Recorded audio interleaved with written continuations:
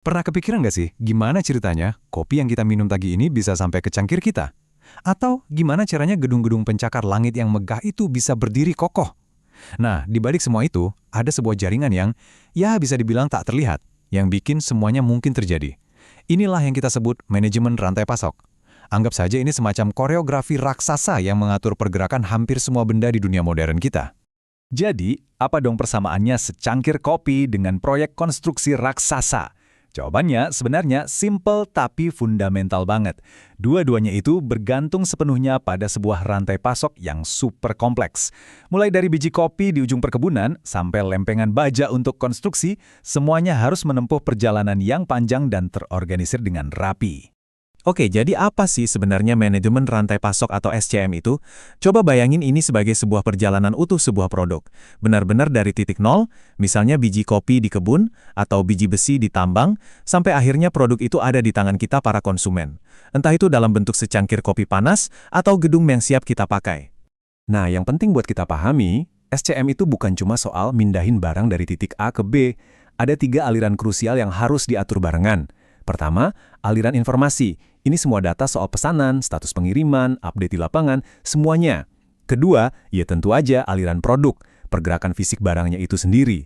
Dan ketiga, ini yang bikin semua roda berputar, aliran keuangan, pembayaran, kredit, dan semua transaksinya.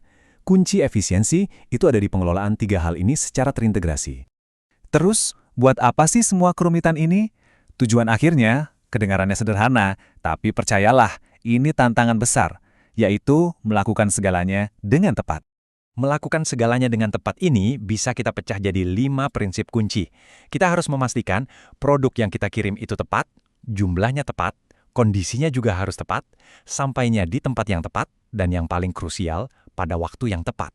Kalau kelima tepat ini bisa terpenuhi, hasilnya, biaya jadi optimal dan efisiensi meroket. Sekarang, yuk kita lihat gimana prinsip-prinsip ini diuji habis-habisan di dunia nyata. Industri konstruksi itu ibarat ujian paling berat buat manajemen rantai pasok. Ini adalah arena dengan taruhan yang sangat tinggi dan tingkat kerumitan yang luar biasa. Bedanya jauh banget. Coba bandingkan. Rantai pasok buat produk retail biasa mungkin cuma melibatkan beberapa pemasok, permintaannya juga relatif stabil. Nah, kalau di konstruksi kita ngomongin ratusan pemasok dan subkontraktor, perubahan desain yang bisa datang tiba-tiba, kondisi cuaca ekstrim di lapangan, dan logistik buat material super besar dan berat. Ini level kesulitannya benar-benar beda. Tantangan di sektor konstruksi ini spesifik banget. Kita bicara soal koordinasi puluhan tim yang rumitnya bukan main. Mengelola inventaris material yang jenisnya macam-macam. Belum lagi logistik transportasi material berat yang harus menempuh jarak jauh. Faktanya, beberapa studi menunjukkan bahwa sampai 30% material yang dikirim ke lokasi proyek itu bisa berakhir jadi sampah. Kenapa? Karena salah waktu pengiriman atau penyimpanannya keliru. Semua variabel ini bikin SCM di konstruksi jadi super menantang. Terus, gimana caranya menaklukkan kekacauan ini? Jawabannya ada di strategi dan model-model inovatif. Yuk kita intip beberapa pendekatan yang dipakai untuk menciptakan efisiensi di tengah semua kompleksitas ini. Salah satu metodenya adalah Activity-Based Costing, atau ABC. Gampangnya gini, metode ini kayak detektif biaya. Dia membedah setiap proses untuk melihat biaya asli dari tiap aktivitas, terus mengidentifikasi mana aja yang nggak efisien atau cuma buang-buang duit. Studi membuktikan, dengan pendekatan ini, perusahaan manufaktur bisa menekan biaya produksi sampai 15%. Lalu, ada yang namanya model SUR, atau Supply Chain Operations Reference. Anggap aja ini semacam playbook standar industri untuk menganalisis dan ningkatin performa rantai pasok. Dengan mengadopsi model ini, perusahaan telekomunikasi global kayak Ericsson itu berhasil meningkatkan kecepatan proses pemesanan mereka sampai 22%. Dan tentunya yang satu ini pasti udah sering kita dengar, filosofi Just in Time atau JIT dari Toyota. Tujuannya simpel, menghilangkan pemborosan dengan cara memastikan material itu tiba di lokasi tepat saat dibutuhkan, nggak lebih cepat, nggak lebih lambat. Pendekatan ini terbukti bisa memangkas biaya penyimpanan dan tingkat persediaan sampai 30%.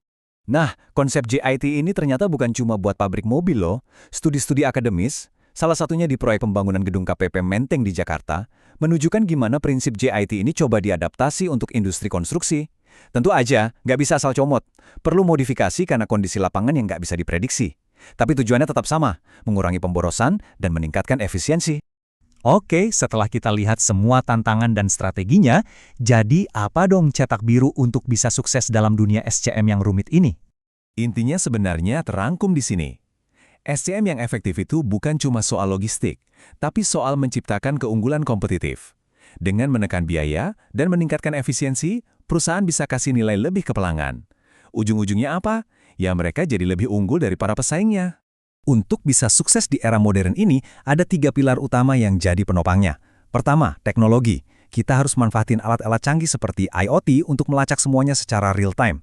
Kedua, kolaborasi. Bangun hubungan yang kuat dan saling percaya dengan semua pemasok dan mitra kerja. Dan yang ketiga, manajemen risiko. Jangan cuma reaktif, tapi proaktif, mengantisipasi dan merencanakan skenario untuk setiap kemungkinan gangguan. Pada akhirnya, manajemen rantai pasok itu adalah perpaduan antara seni dan sains. Seni untuk berkolaborasi dan beradaptasi, dan sains untuk menganalisis data dan mengoptimalkan proses.